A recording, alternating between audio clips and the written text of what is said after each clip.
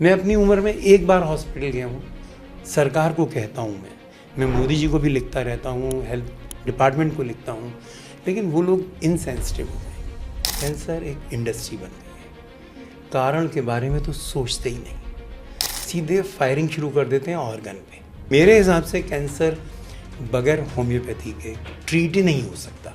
हो सकता है किसी माँ का बच्चा जो है दुखी हो, अनटाइमली डेथ हो जाए, तो चांसेस है ब्रेस्ट कैंसर होने के। ऑटिज्म अगर ठीक करना है, मुझे डाउट है ऑक्यूपेशनल थेरेपी से फ़ायदा होगा, लेकिन वो सब कुछ नहीं है, वो कारण को दूर नहीं करेगी। कोविड का एक बहुत बड़ा एग्जाम्पल है।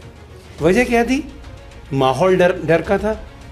अमिताभ बच्चन भी डरा रहे थे, सरकार डरा रही थी, शोर मचा रहे थे, फ़ोन कोई कॉल करो, जब तक दवाई नहीं तब तक ढिलाई नहीं। इसने कितने लोगों को मरवा दिया हुआ। मैंने लिखा है मोदी जी को इस बारे में।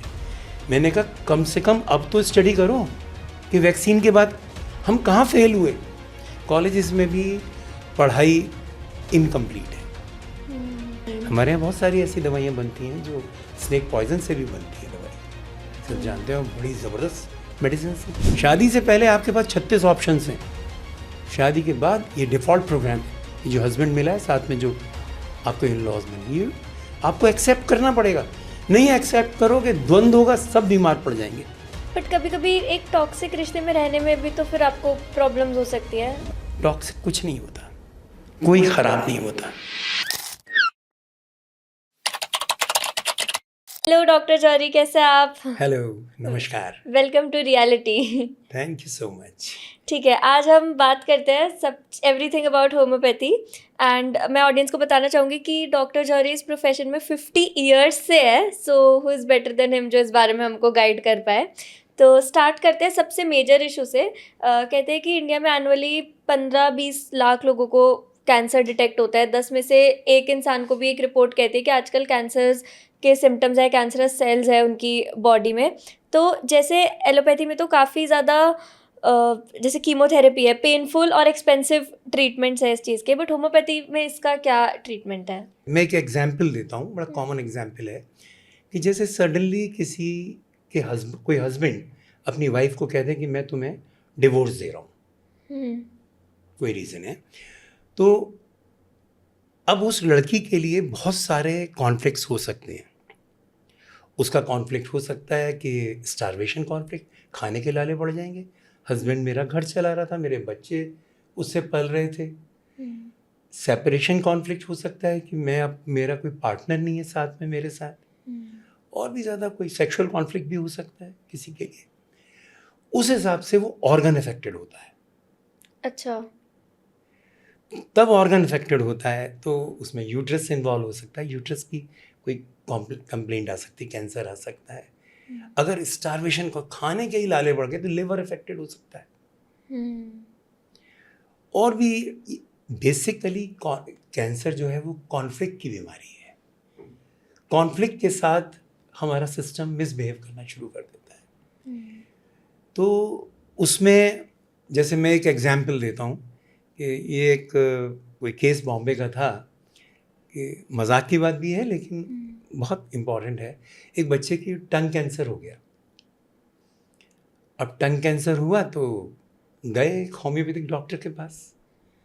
डॉक्टर साहब वो हमारे जैसे ही थे। उन्होंने पूछा भी क्या हुआ तुम्हारी ज़िंदगी में, ये जीभ में क्यों प्रॉब्लम आ गई? तो पता लगा वो किसी लड़की को चाहता था, लेकिन इन द मीन टाइम कोई उसका मित्र, उसका कोई और फ्रेंड जो है उससे वो इन्वॉल्व हो गई। तो वो जैसे होता है ना, could not lap it up, वो उसको अपनी जीभ से ले नहीं पाया अंदर, मेडक करता है ना। तो नेचर ने कहा अच्छा तुम्हारी जीभ छोटी पड़ गई, जरा इसको बड़ी कर देते हैं। तो टंग की ग्रोथ हो गई। इस तरह से ग्रोथ होती है। हाँ, अगर ये रिजॉल्व हो जाती प्रॉब्लम कि ये वो तुम्हारे लिए कोई बेटर चॉइस होगी और तो रिग्रेस हो जाता। यहाँ क्या हो रहा है कि आजकल कैंसर एक इंडस्ट्री बन गई है। कारण के बारे में तो सोचते ही नहीं, सीधे फायरिंग शुरू कर देते हैं ऑर्गन पे, और ये नहीं जानने की कोशिश करते कि ये ऑर्गन मिसबिहेव ब्रेस्ट कैंसर क्यों हो रहा है। हो सकता है किसी माँ का बच्चा जो है दुखी हो, अनटाइमली डेथ हो जाए, तो चांसेस हैं ब्रेस्ट कैंसर होने के। ये बात बड़ी इंपॉर्टेंट है। जैसे किसी की नौकरी चली जाए, खाने के लाले पड़ गए, तो लिवर अफेक्टेड हो जाएगा, लिवर कैंसर हो सकता है। मुझे एक केस याद आ रहा है, मेरे पास एक महिला आई, लिवर कैंसर और साथ में लिवर फेलियर। वो तो बहुत रईस थी, ना कोई पैसे की कमी, हाउसवाइफ थी, हस्बैंड उनके बहुत बड़े लीडिंग लॉयर थे, और बहुत प्रॉपर्टी थी। लेकिन क्या हुआ, देखिए ये जो कॉन्फ्लिक्ट भी है ना, वो कई तरह से होता है। मैंने कहा ये क्या, वो दोनों अकेले रहते थे वहाँ बिहार में, तो उन्होंने बच्चे अपने हाईली सेटल्ड किए, वो सब दिल्ली आ गए, कोई सुप्रीम कोर्ट में लॉयर, कोई कुछ इस तरह से। अब वहाँ उन्हें तो वहीं रहना था, उनके हस्बैंड भी लॉयर थे, वहीं प्रैक्टिस करते थे। तो उन्होंने, एक आदमी दिमाग लगाता है ना, बहुत मैनिपुलेटिव होता है, उन्होंने अपनी एक सिस्टर की लड़की को, सिस्टर से बहुत वो किया, उसको घर अपने पास दिला दिया कि ये मेरी बहन छोटी मेरे साथ रहेगी, कुछ होगी फाइनेंशियल प्रॉब्लम वगैरह, सपोर्ट किया। फिर एक और उन्होंने एक काम किया कि उसकी डॉटर को अपने देवर के लड़के से शादी करा दी। अच्छा। तो लड़की को भी घर ले आई। लेकिन हुआ क्या, वो लड़की अपने इन लॉज में इन्वॉल्व हो गई। अच्छा। उसने इनको इग्नोर करना शुरू कर दिया, जिसकी इन्होंने तैयार, ये सारा डिल्यूजन होता है, भ्रम होता है। और हम बहुत मैनिपुलेटिव हो गए ना, हम प्लान करते हैं, भगवान के कुछ और प्लान से, वो इतना ध्यान रखता है हमारा, हम इन बातों का ध्यान नहीं करते। तो उनको लिवर में ट्यूमर हो गया, सिम्टम्स आने शुरू हो गए। काफ़ी दिन यहाँ ILBS एक हॉस्पिटल है, वहाँ इलाज चल रहा था उनका। फिर उनका फेलियर हुआ, किडनी भी फेल होनी शुरू हो गई, पानी भरने लगा पेट में। मेरे पास आई वो, तो हमारा जो तरीका है देखने का, हम स्वभाव देखते हैं, सब देखते हैं, उस पर मैंने उसको दवाई दी उनको, और वो दवाई दी तो उससे पहले उनका पेट से पानी वो लोग निकाल रहे थे बार बार, और फिर हमने जब दवाई दी तो अपने आप ठीक हुई वो, और लिवर भी ठीक हो गया। मेरे पास रिपोर्ट्स हैं वो सारी, कि किस तरह से वो ठीक हुई, उनका स्वभाव भी बदल गया। ये सबसे बड़ी बात। तो कैंसर बेसिकली कॉन्फ्लिक्ट की बीमारी है, और उसका इलाज कॉन्फ्लिक्ट का नहीं हो रहा है। तो आपकी इन बातों से मैं जितना समझ पा रही हूँ, ये है कि किसी का भी कोई इमोशनली कोई भी हर्ट होता है, तो उसको उस चीज़ से रिलेटेड प्रॉब्लम हो जाती है। तो क्या सब चीज़ों की जड़ स्ट्रेस है, ये हम कह सकते हैं? अगर होलिस्टिकली आप विचार करें कि मैं क्यों बीमार हुआ, तो आपको बात पता नहीं, वो हैंडल करना बहुत ज़रूरी है।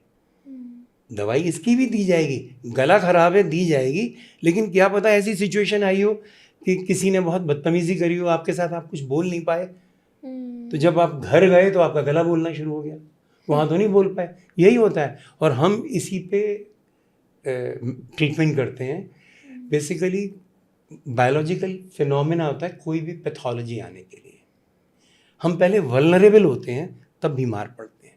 कोविड का एक बहुत बड़ा एग्जाम्पल है। कोविड में एक फियर था, सबको पता है, सब लोग बहुत बुरी तरह डरे हुए थे।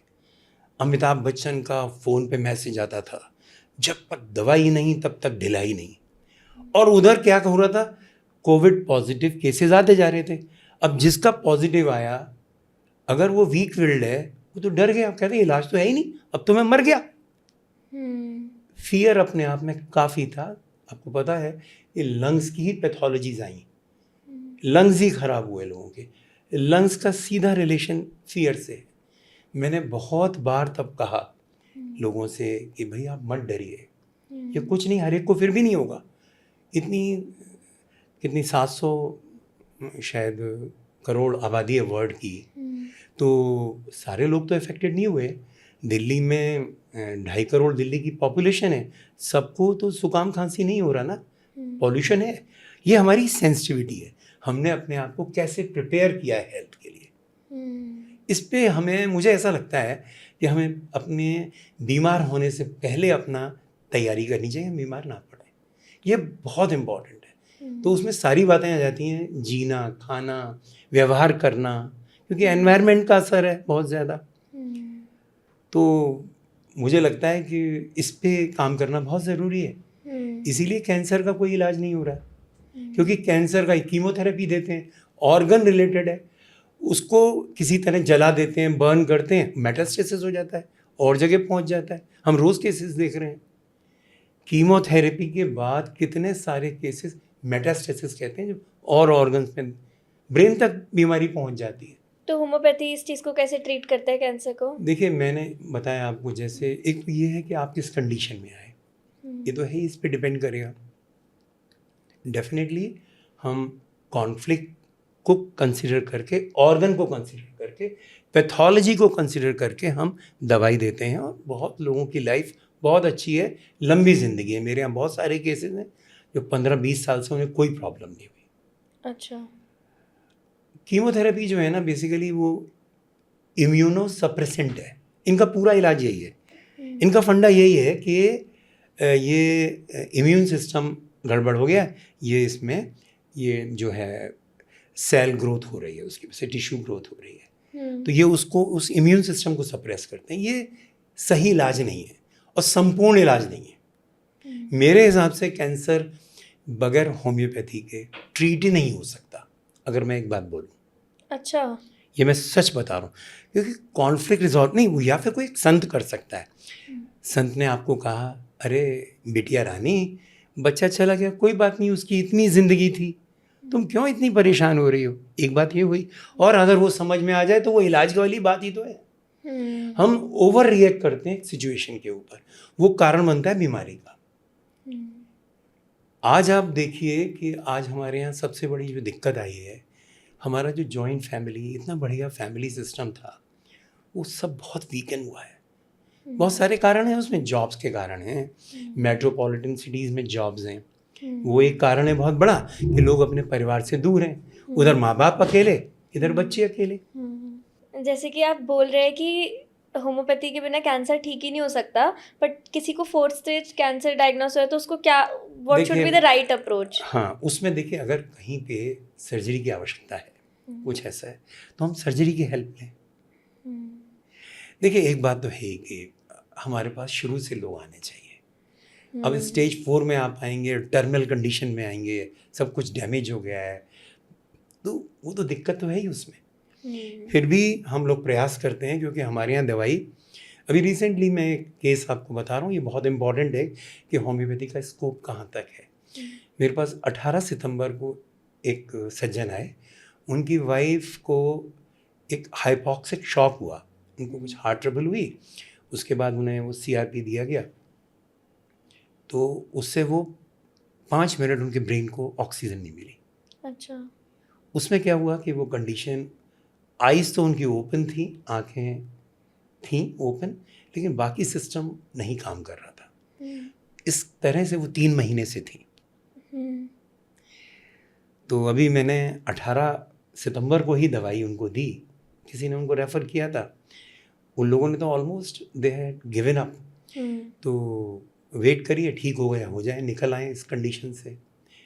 ऑलमोस्ट समझिए कि आप पार्शली ब्रेन डेड बोलेंगे उन्हें।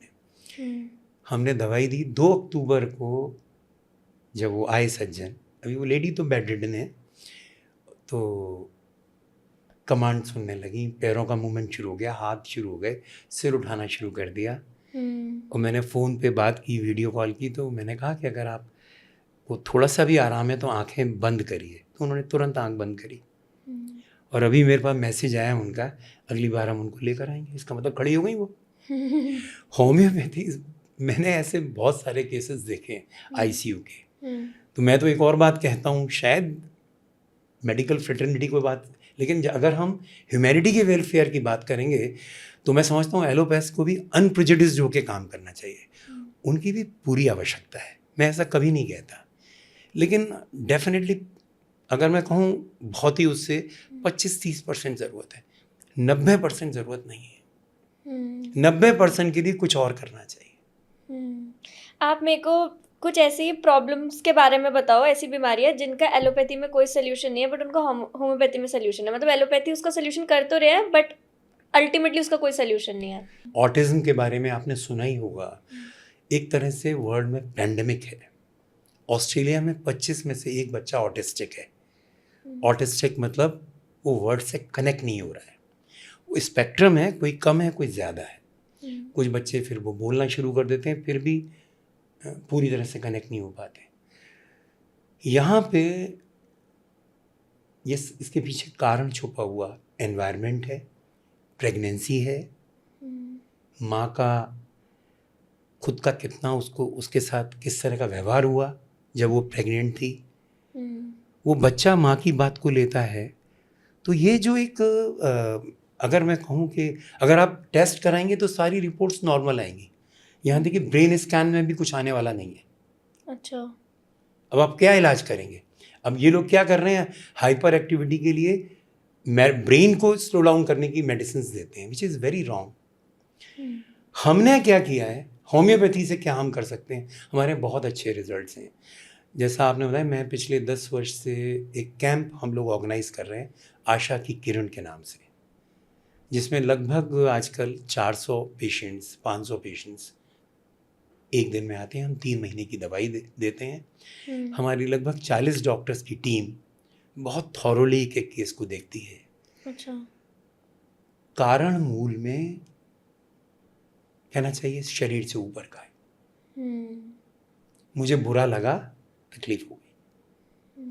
बुरा पहले लगता है, बीमारी बाद में आती है। गुस्सा पहले आता है, आंतें बाद में खराब होती हैं। बात मुझे हजम नहीं हुई, मेरा हाजमा खराब हो गया। ये बहुत सारी यही बातें हैं। उन लोगों ने जो सो कॉल्ड मॉडर्न मेडिसिन है, उन लोगों ने पैथोलॉजी के माइंड को नहीं समझा। उन्होंने शरीर का ही इलाज करते हैं, होलिज्म नहीं है वहाँ पे। बात को उन्होंने पैथोलॉजी को अच्छे से स्टडी किया है, लेकिन पैथोलॉजी का जो माइंड है, ये हुआ क्यों? ये सडनली ल्यूकीमिया ब्लड कैंसर कैसे हो गया? ये सडनली बोन का कैंसर कैसे हो गया? मेरे पास एक बच्चे के फादर आए, 26 साल का लड़का, उसका मोटर बाइक से एक्सीडेंट हुआ, फिर हेड इंजरी हो गई, वो अनकॉन्शियस हो गया। तब उसके बाद उन्होंने जैसे भी पुलिस की हेल्प से जो भी पहुँचे हॉस्पिटल में, सर्जरी कर दी। सर्जरी करने के बाद वो कॉन्शियसनेस नहीं आई उसकी, कोमाटोज का भी, वो वेंटिलेटर वगैरह पे भी रखा उन्होंने। इस तरह करके 2 महीने निकल गए। और तब किसी ने मेरे बारे में बताया, तो वो हमारे पास आए। मैंने कहा भाई हम प्रयास करेंगे, हम क्या कर सकते हैं। तो मैंने बात करी। अब इंजरी का तो ये लोग भी इलाज कर रहे थे, हर तरह से कर रहे थे, सर्जरी भी करी। मैंने कहा इंजरी के पीछे कारण क्या था? तो मैंने पूछा घर में क्या कुछ बात करता था, कोई बात थी? तो भगवान की कृपा होती है तो सब बातें भी सब शेयर हो जाती हैं। तो उन्होंने बताया कि ये 3 दिन से उस रास्ते से पे डरता था। ये आके बताता, मुझे इस स्पॉट पे डर लगता है। और 3 दिन बाद इसका एक्सीडेंट हो गया उसी स्पॉट पे। तो हमने फियर की दवाई दी, फियर एंड इंजरी। और आप समझिए 8 दिन के बाद वो बच्चा होश में आ जाता है। अच्छा। तब मैं उसे देखने जाता हूँ, क्योंकि वो हॉस्पिटलाइज ही था। घर में तो मैनेज नहीं कर सकते थे, ऑक्सीजन की ज़रूरत थी, खाना पीना, ट्यूब लगाई हुई थी, सब इस तरह से था। यूरिन के लिए वो सब इंट्यूबेशन के ऊपर धीरे धीरे करते करते उसके हाथों का मूवमेंट, पैरालिसिस, सब चीज़ें ठीक हुई। उसका एक हाथ थोड़ा सा मूव करता था, पैर ठीक हुए। अभी वो समझिए ऑलमोस्ट 1 साल के बाद उसे वो क्लिनिक पे लेकर आए, व्हील चेयर पे बैठा के। अभी उसकी स्पीच उतनी क्लियर नहीं है, ही इज़ कंटिन्यूअसली इम्प्रूविंग। लेकिन क्या इस कंडीशन में जो 2 महीने बर्बाद हुए, या उस लेडी के जो 3 महीने बर्बाद हुए, ये क्रिमिनल नहीं है इन लोगों के पार्ट पे? ये लोग रेफर नहीं करते। ये बात बड़ी हार्श है, लेकिन आपके माध्यम से मैं चाहूँगा ये बात सब तक पहुँचे, लोग निराश ना हो, प्रयास ज़रूर करें। बाकी कोई गारंटी तो किसी की भी नहीं है, तो ईश्वर जानता है किसको कितनी ज़िंदगी मिली है, कितने दिन रहना है। लेकिन मैं समझता हूँ होम्योपैथिक इलाज जब लोगों को, मैंने बहुत सारे हेड इंजरीज़ के केसेस किए हैं, पैरालिसिस के बहुत सारे किए हैं, स्ट्रोक के बाद जो पैरालिसिस हुआ था। अगर हमारे पास तुरंत आता है केस तो उसको फ़ौरन लाभ होता है।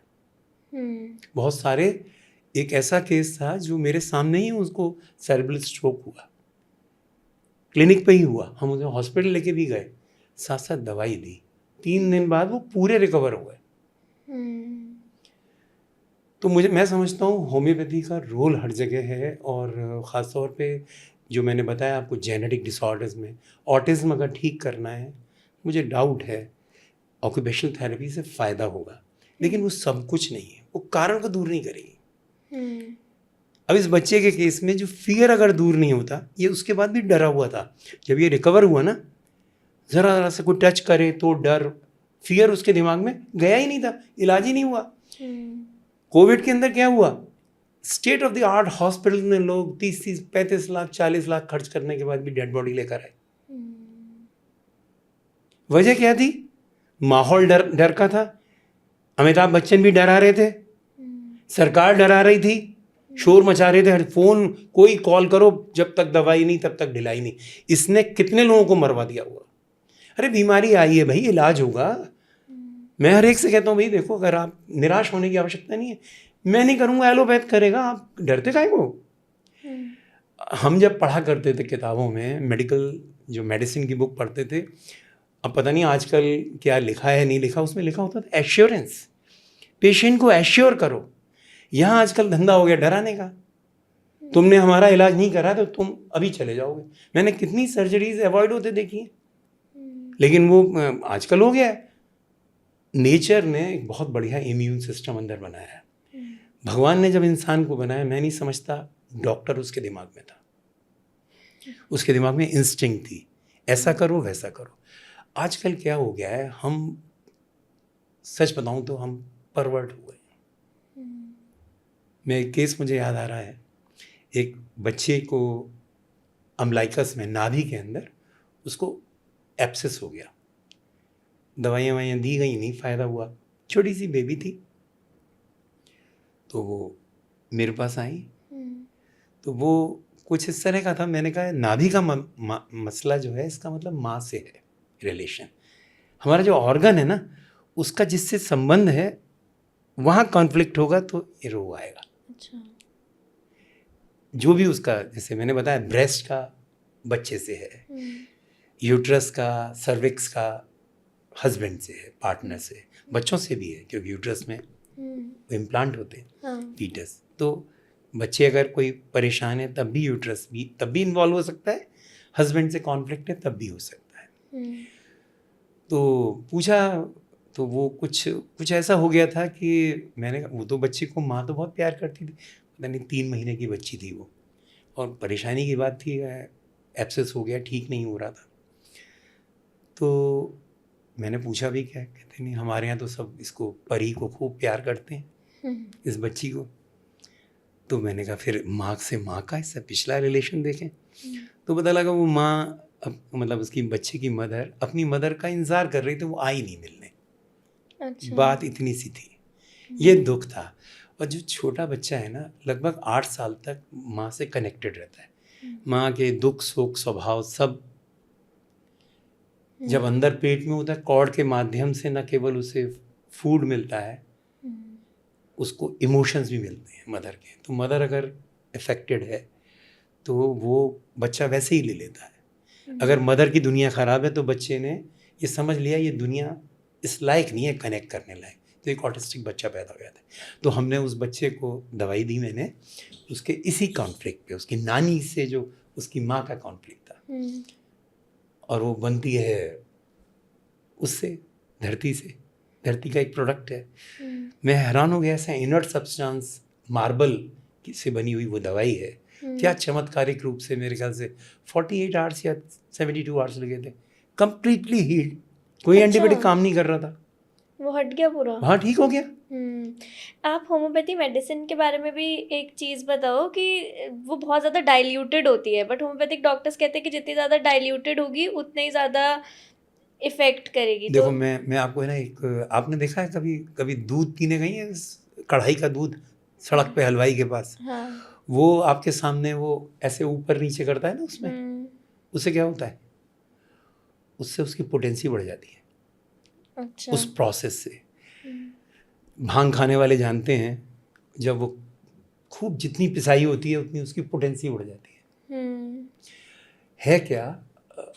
हमारे दवाई बनाने के प्रोसेस में जो डाइल्यूशन का प्रोसेस है वो ये है कि उससे जो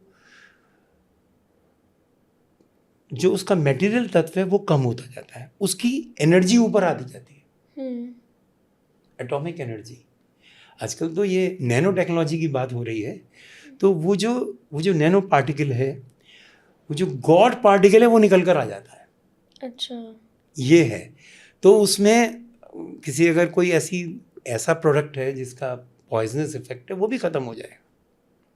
हमारे यहाँ बहुत सारी ऐसी दवाइयाँ बनती हैं जो स्नेक पॉइजन से भी बनती है दवाई, सब जानते हो, बड़ी ज़बरदस्त मेडिसिन है, लेकिन उसमें पॉइजन तक आप टेस्ट करेंगे तो नहीं मिलेगा। अब ये क्योंकि सारी चीज़ें माइक्रोस्कोप में देखने की आदत है, इनको आप मैग्नेट के अंदर से मैग्नेटिक पावर अलग करके दिखाओ ना ज़रा, वही होम्योपैथी है। वो जो शिव तत्व है वो आप में भी है, मेरे में भी, हर जड़ चेतन में भगवान ने दिया है। एक और बात जो मैं आपके माध्यम से चाहूँगा सरकार तक ये बात पहुँचे कि अभी लगभग हमारे यहाँ 3,500 मेडिसिन हैं। अच्छा। और हम पिछले दिनों में देख रहे हैं कि बीमारियाँ, जितने इलाज बढ़ रहे हैं उतनी बीमारियाँ उससे ज़्यादा स्पीड से बढ़ रही हैं। पहले लोग खांसी जुकाम मामूली एक सिंगल बीमारी हुआ करती थी। मेरे बाबा जी 90 साल के थे, सन 78 में उनकी डेथ हुई, बिल्कुल बुढ़ापे अपनी उम्र से गए, कोई रोग ही नहीं होता था, छोटा मोटा होता होगा तो घर के इलाज हुआ करते थे। आज ऐसा नहीं है। मैं अपनी उम्र में एक बार हॉस्पिटल गया हूँ, मेरा घर में, मैं आजकल बच्चों को देख रहा हूँ छोटी सी उम्र में कई बार राउंड्स हो जाते हैं उनके हॉस्पिटल जाने के। तो हम लोगों की इम्यूनिटी भी वीक हुई है और उसमें बहुत सारे फैक्टर्स हैं उसके अंदर। तो जो सबसे जो बड़ी बात है वो यही है कि मैं समझता हूँ कि एनवायरनमेंट को ठीक करना पड़ेगा। हाँ, जो बात मैं कह रहा था कि हमें और बहुत सारी दवाइयों की ड्रग प्रूविंग करनी चाहिए।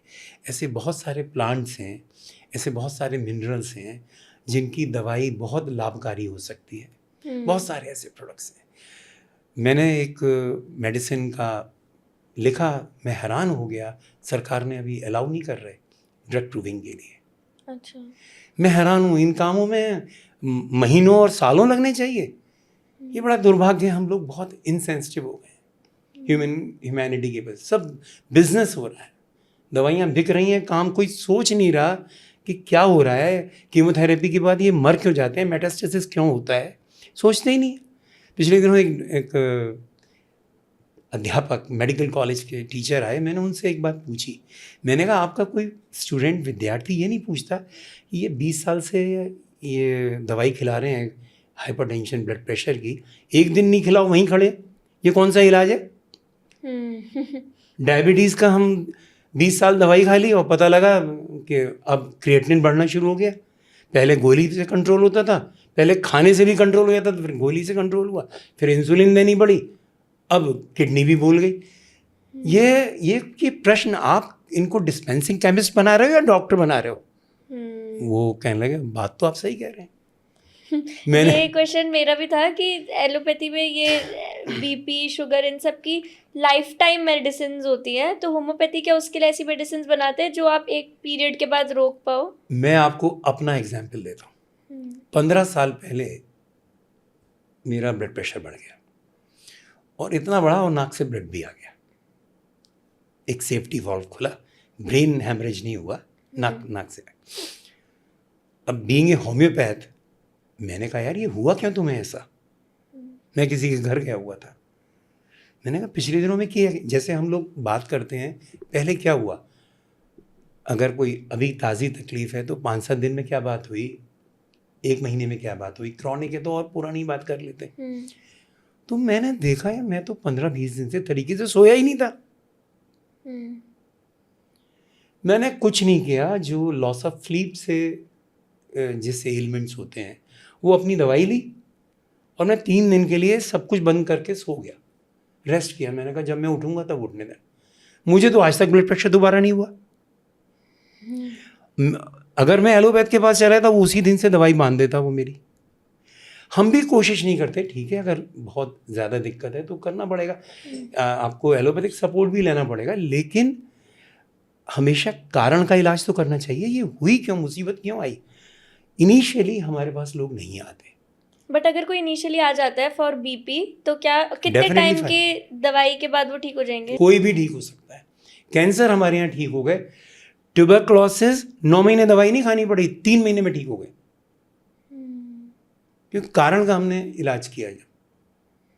मतलब आप बीपी और शुगर इन सब के लिए भी कह रहे हो कि कुछ टाइम की दवाई से इंसान क्योर हो सकता है, जहाँ पे एलोपैथी में लाइफ टाइम मेडिसिन है। एक कंडीशन है कि बंदा अपने को बदलने को तैयार हो। एक महिला आई, उनको लिवर की प्रॉब्लम हुई, ऑलमोस्ट कैंसरस। तो जब हमने बातचीत करी तो उनके झगड़े थे जेठानी से। जब मैंने उनसे बोला कि आपको उनसे हार्मनी करनी पड़ेगी, तो उन्होंने कहा आपको इलाज करना है करिए, जेठानी से तो बात नहीं करूँगी मैं, बस आप कराइए फिर और कोई इलाज। मैंने फिर दवाई नहीं दी उनको। मैंने कहा कारण ही यही बैठा हुआ है।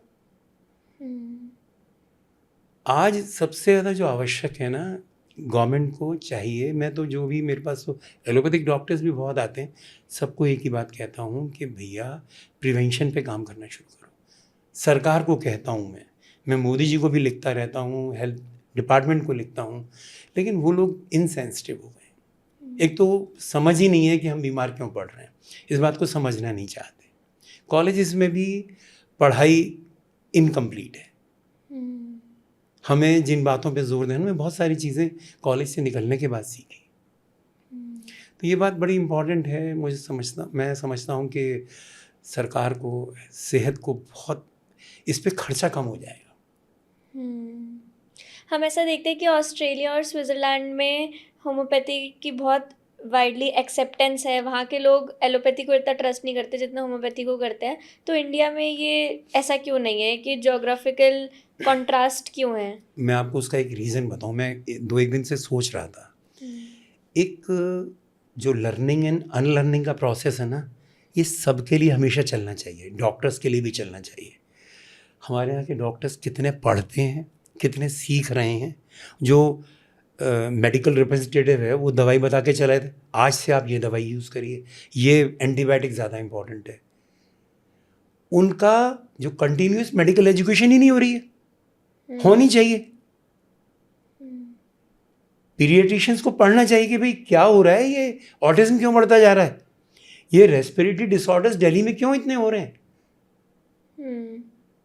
तो हम जब तक कारण पे काम नहीं करेंगे, और इन डॉक्टर्स को पढ़ना चाहिए हर एक का। मुझे लगता है साल में एक बार 1 हफ्ते का कोर्स गांव देहात में बैठे हुए डॉक्टर को भी वो कोर्स करने का कंपलसरी कर देना चाहिए। दोबारा बताएं उनको, पढ़ने के लिए प्रेरित करें, जानने के लिए। अमेरिका वगैरह में बुखार होने पे हफ्ते 10 दिन तक कोई एंटीबायोटिक नहीं देता, वो कहते हैं बुखार बढ़े बस एक पैरास्टामोल ले लेना। हमारे यहाँ डे 1 से एंटी एलर्जिक एंटीबायोटिक शुरू कर देते। ये बहुत बड़ी प्रॉब्लम है, बिकॉज मैं काफ़ी साल लाइफ में अमेरिका में रही हूँ, और तब जब मैं वहाँ पे बीमार होती थी तो वो दवाई ही नहीं देते थे। और फिर अब इंडियंस क्या करते हैं, वहाँ पे भी इंडिया से मेडिसिन कुरियर करा के एंटीबायोटिक खाते हैं। तो अमेरिकन नहीं देते दवाई। दिल्ली के हमारे जो पार्क्स हैं वो वीरान पड़े हैं, वहाँ वो लोग घूम रहे हैं 60, 70, 75 वाले, जिनको डॉक्टर ने कहा है आप घूमने जाया करो, मैंने काम नहीं चलेगा। बच्चे दिखते नहीं है पार्क्स में, खाली पड़े हुए हैं। तो हमें बदलना पड़ेगा कुछ। आजकल वो भी इस तरह से गया है सिस्टम, बच्चे घर से नहीं निकलते, मोबाइल वगैरह से चिपके रहते हैं। तो हमें, मुझे लगता है, अपनी पे बहुत अनुशासित होने की आवश्यकता है, खान पान में भी, सब चीज़ों में भी। और संबंधों में हार्मनी बहुत लाना ज़रूरी है। आज मुझे पता लगा कि दिल्ली में 5.5 लाख डिवोर्स के केसेस चल रहे हैं। मैं हैरान हो गया, आई वॉज शॉक्ड। बहुत सारे तो 1 हफ्ते की मैरिज के बाद 15 दिन की मैरिज, 2 महीने की मैरिज की। मैंने कहा ये हो क्या रहा है, हमें चिंता नहीं करनी चाहिए? ये एक एस्पेक्ट नहीं है डिवोर्स, इससे कितने लोग प्रभावित होते हैं, बीमार होते हैं, बच्चे अफेक्टेड होते हैं। मेरे पास बच्चों ने कहा, एक बच्चे ने आके कहा मुझे, 16 साल का लड़का, उनके माँ बाप ने डिवोर्स ले लिया, तो वो मुझसे कहता है इन्होंने मेरी चिंता नहीं करी।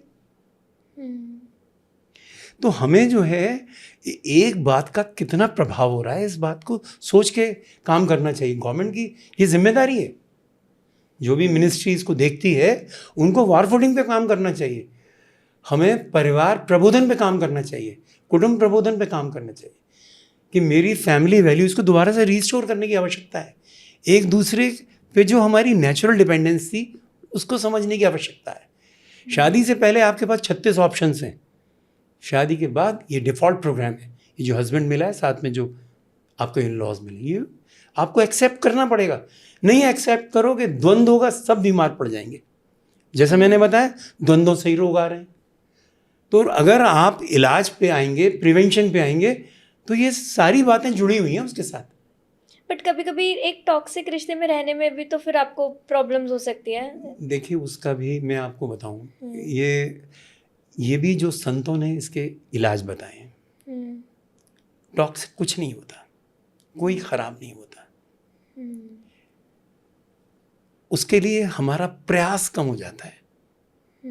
मैंने, हमारे गुरुदेव एक बार बार ये बात बोला करते थे, एक गुरु ग्रंथ साहब का एक वो है कि जिना मारियां मुकियां तिना ना मारे घूम, घर तिना के जाए के और पैर तिना के चूम, फरीदा बुरेदा भी भला कर, गुस्सा मन ना हटाए। इसका मतलब है कि जिन्होंने आपको सताया, वो किया, उनको फूल भी मत मारो। जब आप ऐसा करेंगे, ये रिलेशनशिप नॉर्मल हो जाएगा। हो सकता है वो जिसको आप टॉक्सिक रिलेशन कह रहे हो कि वो थोड़ी एक फेज़ आपकी लाइफ में उस बंदे ने इसलिए आना था कि आपको पुराना कोई बदला लेना था। पिछले जन्म में आप सास थी, आज वो सास है, तब आपने ऐसा व्यवहार किया। लेकिन इसको सुधारने का, लोगों को सुधारने का, आप भगवान राम का देखिए ना, कैकई से कोई नाराज़गी थी उनकी? सबसे पहले जब अयोध्या पहुंचे तो सबसे पहले कैकई माता से मिले। ये बात कितनी इंपॉर्टेंट है, हमें ये सब सीखने की आवश्यकता है। हम किसी भी ख़राब से ख़राब चीज़ को ठीक कर सकते हैं। एक और आपको बात बताऊं, होम्योपैथिक दवाई की न केवल बंदे को ठीक करती है, उसका वातावरण ठीक होता है, उन बीमारी के कारण ठीक होते हैं। संपूर्ण इलाज तो यही है। अगर मेरा लिवर ख़राब हुआ है और मेरी नौकरी गई है, तो जब तक नौकरी लगेगी नहीं, लिवर कैसे ठीक होगा? खाने का जुगाड़ कैसे होगा? हमने देखा है कई में ऐसे परिवारों में कि जहाँ बच्चों को दोनों माँ बाप चाहिए और वो मिल नहीं रहे, झगड़े हैं आपस में। तो जब हमने इलाज किया तो वो दोनों नज़दीक आ गए, नॉर्मल हो, हार्मनी हो गई। मुझे आके कहा एक लेडी ने कि डॉक्टर साहब, हमने, जब वो जाते जाते मुझसे कह के गई थी कि क्या ये अच्छा रहेगा बच्चों के लिए कि हम दोनों अलग हो जाएं? अगली बार आके कहा, मैंने कहा देखिए अच्छा तो नहीं रहेगा, बाकी दवाई काम करेगी। अगली बार उन्होंने कहा हमने डिसाइड कर लिया, ये बात हम कभी नहीं करेंगे। हमारे यहाँ तो 7 जन्म की बातें हैं और आजकल कुछ दिन निभा नहीं पा रहे लोग। तो बहुत सारे कारण हैं। मुझे लगता है इन सब विषयों पे काम करने की आवश्यकता है। ये वाली बात है। आयुर्वेदा के बारे में आपका क्या ख्याल है? देखिए, मैं ज़्यादा आयुर्वेद को नहीं जानता, लेकिन ठीक है, उनका अपना एक रोल होगा और हम आयुर्वेद की बहुत सारी चीज़ें इस्तेमाल करते हैं। मैं तिल का तेल लोगों को एडवाइस करता हूँ, वो वहाँ लिखा हुआ है। अच्छा। कि बालों के लिए भी अच्छा है, दर्द के लिए अच्छा है। मैं वहाँ की आयुर्वेद की जो और बहुत सारी बातें हैं, क्योंकि हमारा किचन पहली हमारी फार्मेसी है, तो वो आयुर्वेद में सब कुछ लिखा हुआ है कि अदरक कहाँ फ़ायदा करती है, लौंग कहाँ फ़ायदा करती है, हमारे मसाले किस तरह से, इस दाल को क्या नुकसान कम करने के लिए लौंग से इसको छौंक लगाना पड़ेगा, किसी को जीरे से लगाना पड़ेगा। तो मैं वो सारी चीज़ें यूज़ करता हूँ। मैं जीरा भी लोगों को बताता हूँ, अजवाइन भी बताता हूँ, लौंग भी बताता हूँ। आयुर्वेद में इतना ही जानता हूँ। होम्योपैथी के लिए ना एक बहुत बड़ा ऑब्जेक्शन लोगों के माइंड में ये होता है कि दवाई बहुत स्लो असर करती है, तो आजकल हर किसी को इमीडिएट इफेक्ट चाहिए, और ऐसा शायद पहले ज़्यादा था। अब तो मैंने बहुत लोगों को खुद होम्योपैथी की तरफ मूव करते हुए देखा, और प्लस ये भी देखा कि आपको जल्दी ही ट्रीटमेंट मिल जाता है। बट क्या ये ऑब्जेक्शन ट्रू है? ये मैं आपको एक बात बताऊँ, देखिए इसके पीछे सबसे बड़ी बात डॉक्टर की बात है। सिस्टम तो हमारा परफेक्ट है, लेकिन जहाँ एलोपैथी की ज़रूरत लिखी हुई है वहाँ पे रेफ़र करने की बात डॉक्टर हैनीमैन ने लिखी है। अगर किसी का ब्लड लॉस हो गया तो उसको खून चढ़ाना पड़ेगा, हड्डी टूट गई तो जोड़ने के लिए कोई तो चाहिए बंदा जो उसको नज़दीक लाएगा। अगर कोई प्लेट लगानी है तो ऐसा सर्जन भी चाहिए। पानी की कमी हो गई तो पानी भी चढ़ाना पड़ेगा, वो बात तो ठीक है। होम्योपैथी में क्या बात है कि कई बार होम्योपैथिक डॉक्टर समझ नहीं पाता है, तब स्लो है इलाज। तो हमने देखा है बुखार कई बार ऐसा लगता है, मैं खुद कभी पैरासिटामोल नहीं खाता, मेरा 103 104 बुखार कुछ भी हो ठीक होता है। हाँ, अगर कारण तक नहीं पहुंच पाए सही तो दवाई गलत हो सकती है, फिर हम दोबारा रिव्यू करके उसे ठीक करते हैं। होम्योपैथी जो है नेवर फेल्स, होम्योपैथ फेल्स। मैं कई बार कहता हूँ, मैं खुद रेफर कर देता हूँ, मेरे नहीं समझ में आ रही बात, किसी और के पास जाइए, उसमें कोई बात नहीं है। स्लो नहीं है, एक्यूट का एक्यूट की तरह इलाज है। आप स्लो कैसे कहेंगे जब आप ये 3 महीने से अनकॉन्शियस ऑलमोस्ट पड़ी है लेडी है, वो 15 दिन में ठीक हुई, वो 8 दिन से 2 महीने से कोमाटोज था बच्चा, और 8 दिन के बाद तो स्लो कहाँ हुई दवाई। और हम रोज़ देख रहे हैं, हॉस्पिटल में इंजेक्शन लगाया, पेट दर्द ठीक नहीं हुआ, हमारे पास आके बैठे, हमने कभी यहीं बैठे रहो, दवाई देते हैं, घर हंसते हुए चले गए। मैंने वही बताया ना, अगर हम नहीं समझ पाए, दवाई हमारी बिल्कुल प्रिसीजन वाली है, प्रिसाइज है। तो वो जो प्रिसाइज दवाई सेलेक्ट करने के लिए वो प्रिसीजन वाली नॉलेज चाहिए, ज्ञान चाहिए। तो होम्योपैथ को निरंतर पढ़ना चाहिए। मैं आज भी रोज़ पढ़ता हूँ। अगर क्लिनिक में मरीज़ नहीं होता तो मेरी जो पूरी टीम है, हम लोग बैठ के कुछ ना कुछ डिस्कस करते हैं, बात करते हैं। यही मैं बता रहा हूँ कि हर मेडिकल फील्ड से जुड़े हुए बंदे को ये आवश्यक है, पढ़ाई करनी चाहिए। ठीक है, तो आप मेरे को थोड़ा सा इस साइंस के बारे में बताओ एग्जैक्टली, अगर आप उसको 4-5 लाइन में सम अप कर पाओ कि होम्योपैथी एग्जैक्टली कैसे वर्क करती है, मतलब अगर आप किसी को समझाना चाहो। देखिए, एक बात है सबसे पहले कि होम्योपैथिक दवाइयाँ हेल्दी ह्यूमन बींग्स पे प्रूव की गई हैं, और उसमें जो और नॉलेज डॉक्ट्रिन ऑफ सिग्नेचर एक होता है, जैसे प्लांट्स का भी है। कुछ प्लांट्स जो हैं ऐसी जगह पैदा होते हैं जहाँ पे मार्शी लैंड्स हैं, इस तरह के होते हैं जी। तो उनका उस तरह का स्वभाव होता है। स्नेक है, जैसे स्नेक से जो मेडिसिन बनती हैं हमारे यहाँ, स्नेक की जितनी डिफरेंट वैरायटीज़ हैं, तो उनका स्वभाव भी कंसिडर करते हैं। और हमने जब हेल्थी ह्यूमन बींग्स पे जब वो चीज़ प्रोडक्ट्स दिए गए तो वो चीज़ें निकल कर आई, उनको स्टडी किया गया। तो हमारे क्या है, सिमिलिया सिमिलिबस क्यूरेंटर, जो एक डिजीज़ होती है, जब हम दवाई देते हैं सही, वो उससे थोड़ी पावरफुल एक डिजीज़, आर्टिफिशियल डिजीज़ क्रिएट करती है, छोटी वाली चली जाती है। अच्छा। और ये क्योंकि आर्टिफिशियल है, ये भी चली जाती है, एक समय निश्चित है। ओके। ये बेसिक जो एक तरीका है होम्योपैथिक दवाई। बट ये तो सिमिलर टू एलोपैथी हुआ, जैसे वो एंटीबॉडीज और ये सब। नहीं, उस तरह का नहीं है सिमिलैरिटी। अच्छा, कैसे डिफरेंट है? यहाँ पे थोड़ा सा ये है कि बड़ा ये होलिस्टिक है। ये जो प्राणवायु है ना हमारी, जो हमारी चेतना है, जो हमारी कॉन्शियसनेस है, हम वहाँ पे भी स्टडी करते हैं, वहाँ कैसे प्रभाव हुआ इसका। तो उस लेवल की लेवल की एनर्जी ही देते हैं।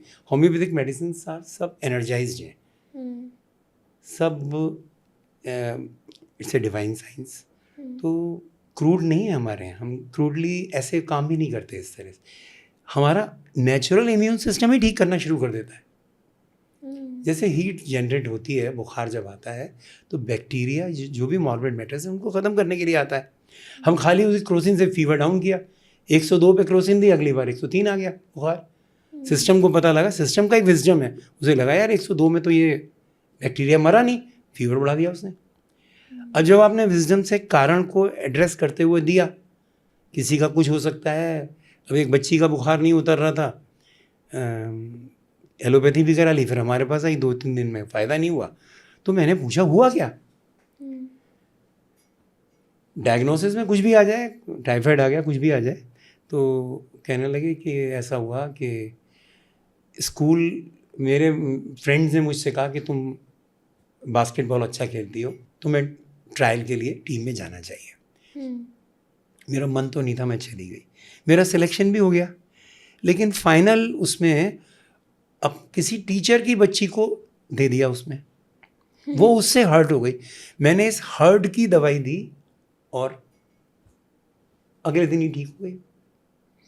जो सप्रेस्ड एंगर की दवाई दी, उसे गुस्सा आया, मतलब होम्योपैथी में साइकोलॉजी की बहुत इंपॉर्टेंस है ही ह्यूमन साइकी। देखिए माइंड ही है जो गवर्न कर रहा है बॉडी को। सो डॉक्टर ये बताइए होम्योपैथी जेनेटिक डिसऑर्डर्स को कैसे ट्रीट कर रहा है? देखिए इसमें जब, क्योंकि मैं पिछले 25 साल से इस पे काम कर रहा हूँ और 10 साल से हम लोग कैंप लगा रहे हैं आशा की किरण, तो जो आ रहे हैं पेशेंट्स हमारे पास वो कहीं ना कहीं प्रेगनेंसी में कहीं माँ का सम्मान आहत हुआ, कहीं लड़के की चाह, जेंडर का मामला बहुत ज़्यादा है। जैसे 2 लड़कियां अगर किसी के हैं और उसने फिर वो तीसरा कंसेप्शन लड़के के लिए किया है, ये बिल्कुल गलत है। ये बात तो पंडित जी को शादी के वक्त ही बता देनी चाहिए कि ये तुम्हारा काम नहीं है इस बारे में विचार करना। लेकिन विचार तो हो रहा है। इस कारण बहुत सारी जो भ्रूण हत्याएं बहुत हो रही हैं, फिटिसाइड्स बहुत होता है, पता लगा लेते हैं अंदर लड़का है लड़की और मार देते हैं।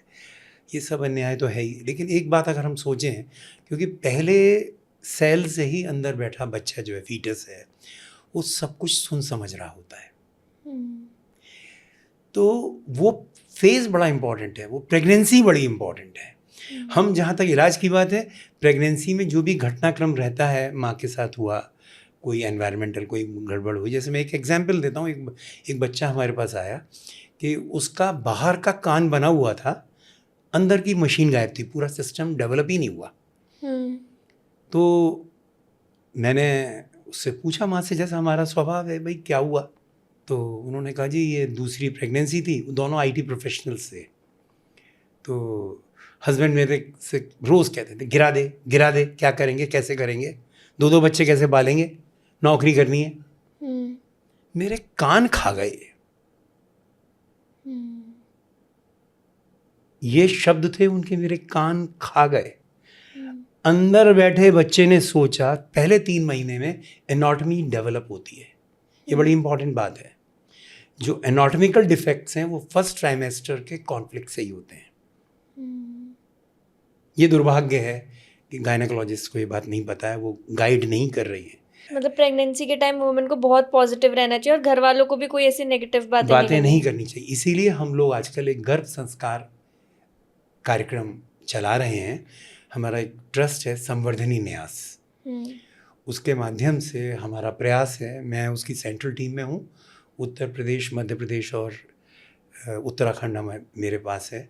हम वहाँ की गायनेकोलॉजिस्ट से मिल के उनको बता रहे हैं कि आप अपने यहाँ हर महीने साथ साथ जो भी चेकअप के लिए आते हैं उन्हें बताइए कि अच्छे ग्रंथ पढ़ें, अच्छा माहौल रखें, बच्चे से बातचीत करें। उसको वहीं से हम संस्कार दे सकते हैं उसका, क्योंकि जो बच्चा पेट में आया वो कभी 80-85 साल का था अभी थोड़ी देर पहले, और उसके फिक्स्ड आइडियाज़ हैं। अनलर्निंग के प्रोसेस में कुछ लर्न किया, कुछ नहीं कर पाया, तो मदर को वहीं से शुरू कर देना चाहिए। मैंने देखा है जो लोग गर्भ संस्कार करवाते हुए बच्चे पैदा करते हैं वो बहुत स्वस्थ बच्चे हैं, वो अलग बच्चे हैं, विलक्षण बच्चे हैं, और बहुत बार चांसेस है नॉर्मल डिलीवरी होने के। तो जहाँ तक आपने बात की बीमारियों की, अगर बीमार है तो हम इलाज करेंगे जितना कर पाएंगे, लेकिन मुझे लगता है सरकार को इस पे बिल्कुल जाग जाना चाहिए। गर्भ संस्कार हर हॉस्पिटल के अंदर होना चाहिए। मैं पिछले दिनों योगी जी से भी मिला था और उन्होंने मुझे बहुत अच्छे से बात समझ के उन्होंने कहा एक हॉस्पिटल में हम ये दोनों काम शुरू करते हैं, गर्भ संस्कार का भी, जो भी वहाँ पे प्रेग्नेंट लेडी आएगी उसको साथ साथ गाइड करेंगे कि रामचरितमानस पढ़ो, भागवत पढ़ो, साथ साथ रोज़ एक दिया जलाओ, भगवान को ध्यान करो और अच्छे गुण, अच्छी कहानियाँ सुनाओ बच्चे को अपने। वो सुन रहा होता है सब कुछ। एक बच्चा मेरे पास, एक तो प्रेग्नेंट लेडी आती थी और वो अपने बड़े बच्चे का इलाज कराने आती थी। तो बातें होती थी मेरी, तो ये दवाई के साथ ही हमेशा मैं इस तरह से लोगों को गाइड करता रहता हूँ। तो उन्होंने एक फंक्शन किया, वो बच्चा हो गया 3-4 महीने का।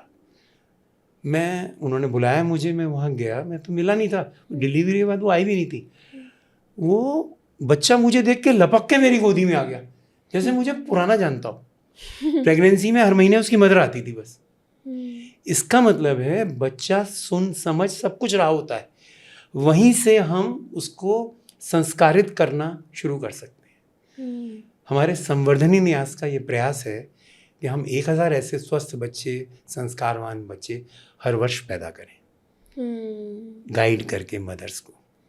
तो ये एक मैं समझता हूँ कि प्रिवेंशन के लिहाज से बहुत अच्छा है और स्वास्थ्य के लिहाज से बहुत अच्छा है। ऐसे बच्चों का IQ भी डिफरेंट होगा और उनका परसेप्शन डिफरेंट होगा।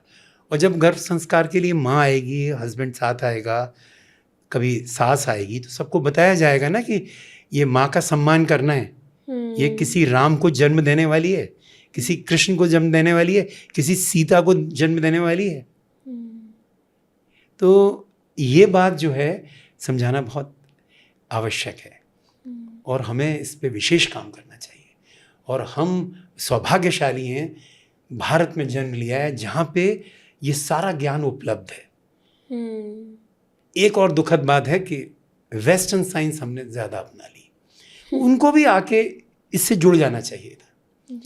अब तो हमारा मंत्रालय ही अलग कर दिया है, अलग हो गया है। आयुष मंत्रालय अलग है, हेल्थ एंड फैमिली वेलफेयर अलग है, उनमें पता नहीं कितना इंटरेक्शन होता है, मुझे नहीं मालूम।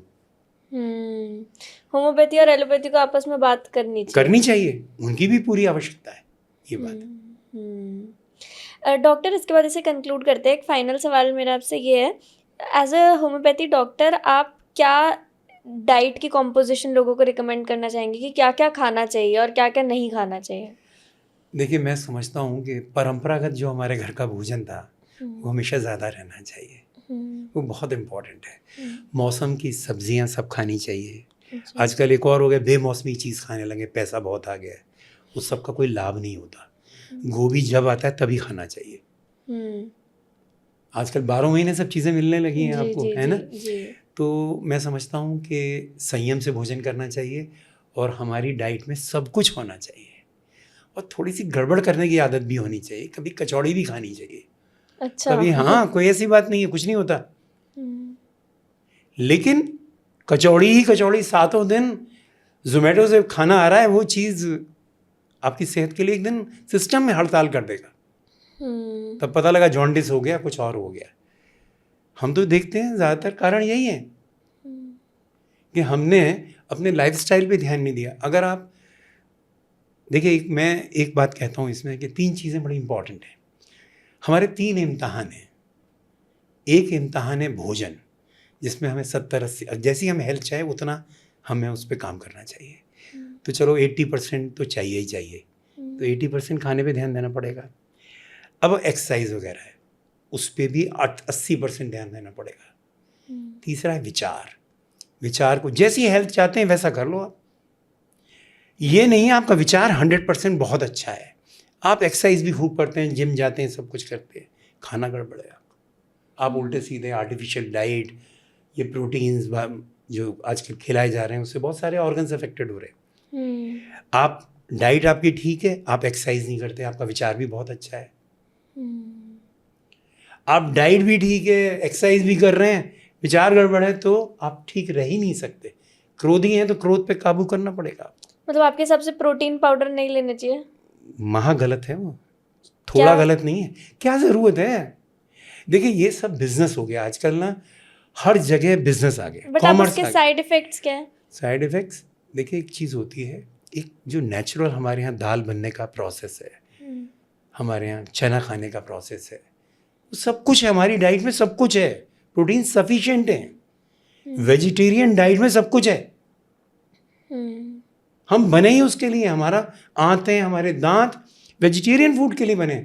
शेर जैसी आंतें नहीं है हमारी, न दांत है वैसे। सही बात है। जैसे आपने प्रोटीन पाउडर के लिए भी बताया, ऐसे एक्सरसाइज अगर हम करते हैं तो क्या जिम करना सही है, क्या योगा सही है, क्या सही है? देखिए, योग तो 100% सही है और मैं, जिम वाले नाराज़ हो जाएंगे, लेकिन मैं एयर कंडीशन एनवायरनमेंट में एक्सरसाइज करना मेरी समझ से बाहर है। जबकि हमारे यहाँ खुले मैदान हैं, पार्क्स हैं, हमारी सरकार ने बहुत पार्क्स को बहुत अच्छा बनाया है, जगह जगह वहाँ जिम्स भी बने हुए हैं। तो देखिए, जो एक फ्रेश एयर में सांस लेने का आनंद है, लाभ है, वो कभी भी क्लोज उसमें नहीं होगा। तो अब ठीक है, आजकल समय का ही ध्यान नहीं है। रात को 8 बजे भी जिम जा रहे हैं, 9 बजे जा रहे हैं, मैं देखता हूँ लाइटें जली होती हैं जिम्स में। ये ऐसा नहीं है, आजकल एनी टाइम फिटनेस है, अब रात में 2-3 बजे भी कर सकते हैं। कुछ तो देखिए हमारी मजबूरी भी हो गई, क्योंकि हम अमेरिका की सेवा कर रहे हैं तो रात को हमें जागना पड़ता है। लेकिन उन बच्चों की मजबूरी भी है, नहीं देखिए उन बच्चों की मजबूरी है, मैं कहूँगा। लेकिन आप इसको ना इस तरह से डिवाइड करें कि पार्क में खुले में ज़रूर जाएं। हमारे यहाँ पहले बालकनी में चाय पीने की परंपरा थी, 4 कुर्सी पड़ी रहती थी, आज सब कमरों में ही बैठे रहते हैं। क्या हम सुबह सुबह इतना बढ़िया वातावरण होता है, हमें नहीं बैठना चाहिए कि बालकनी में? डॉक्टर, आपके पास ऐसे भी पेशेंट्स आते हैं कि जिनको प्रोटीन और ये सब एक्सटर्नल सप्लीमेंट्स लेने से कोई प्रॉब्लम हुई? बहुत सारे हैं, रीनल फेलियर का केसेस आए हैं। अभी एक जॉन्डिस का केस आया था। अच्छा। वो कोई स्पोर्ट्स एक्टिविटी में था, तो वो एक्स्ट्रा प्रोटीन्स ले रहा था। मैंने उसको मना किया, मैंने कहा तुम चना खाओ यार, इतनी सारी दालें हैं। हमारे पहलवान कोई प्रोटीन नहीं खाते थे। हमारे यहाँ के तो पहलवान मशहूर थे वर्ल्ड में, बहुत सारे ओलंपियंस हैं, वो भी बादाम खाते, चना खाते और दूध पीते थे। वो कोई बात ही नहीं। मुझे याद है एक माउंटेनियर मुझे मिले, बहुत एवरेस्ट एक्सपीडिशन के लीडर थे, कैप्टन MS कोहली। ईश्वर उनको लंबी उम्र दे, काफ़ी 92-93 साल के हैं। तो मैं गया, उनका एक होटल था, तो उन्होंने हमें डिनर पे बुलाया नागपुर में। तो उन्होंने बताया कि वो बड़े इकहरे बदन के, उस वक्त शायद उम्र थी उनकी 85, 86, 87 साल की होगी। तो मेरा ज़रा उनसे प्रेम था, तो उन्होंने कहा चलो भी हमारे होटल में रुके नहीं हो तो डिनर तो करने आओ। तो उन्होंने तब बात में चर्चा में बोली कि हमारे जो माउंटेनियर्स थे वो 12-12, 20-20 रोटियां पराठे खा लेते थे, 1-1 दर्जन अंडे खा लेते, चलते बहुत थे। आज दुर्भाग्य से हमारा चलना कम हो गया है। देखिए जिम जाने से आपका चलना नहीं हो पाएगा। ये जो आर्टिफिशियल आप चल रहे हैं ना उस पर, ट्रेडमिल पे, वो जब आप चलते हैं तो कभी ठहरते हैं, ये मैकेनिकल है, आप अपने घुटने खराब कर सकते हैं सूनर और लेटर। इस बात को समझने की आवश्यकता है। आपको विजडम है, उस मशीन का विजडम अपने लिए है बस। उसको नहीं पता लग रहा कि आपके घुटने अब ज़्यादा ओवर यूज़ हो रहे हैं और रुक जाओ। ये आपको जब आप, और सच बताएं आपको, खुली हवा में सुबह इतनी ऑक्सीजन भरपूर होती है और पेड़ जो है आशीर्वाद दे रहे होते हैं, उनके बीच में जाना चाहिए, पार्क्स में जाना चाहिए। ये हमारी लाइफ का बहुत इम्पॉर्टेंट बात है। तो हमें तीनों पेपर जो मैंने बताए, जितने अधिक नंबर होंगे और हर एक में मिनिमम मार्क्स चाहिए, वो 60% है। हम ये जीवन में बहुत आवश्यक है, तो ये चीज़ें समझने की है। मैं समझता हूँ एक लाइफ जो है ना, एक आर्ट भी है, गेम भी है, प्लेट वेल, ये बात है। बहुत कॉम्प्लिकेट लाइफ को करने की आवश्यकता नहीं है, प्रारब्ध निश्चित है, काम करना है आपको, फल भगवान के अधीन है। हमारा फोकस बड़ा क्लियर होना चाहिए। ये जो टारगेट ओरिएंटेड मामले हैं उससे बहुत प्रेशर पड़ता है, वो अच्छा नहीं है हमारे लिए। थैंक यू सो मच, बहुत मजा आया आपसे बात करके। थैंक यू सो मच, आपके साथ बात करके आनंद आ गया। मेरे को तो पता ही नहीं लगा, ऐसा लगा मैं घर में बैठ के बात कर रहा हूँ। Thank you so much. Thank you.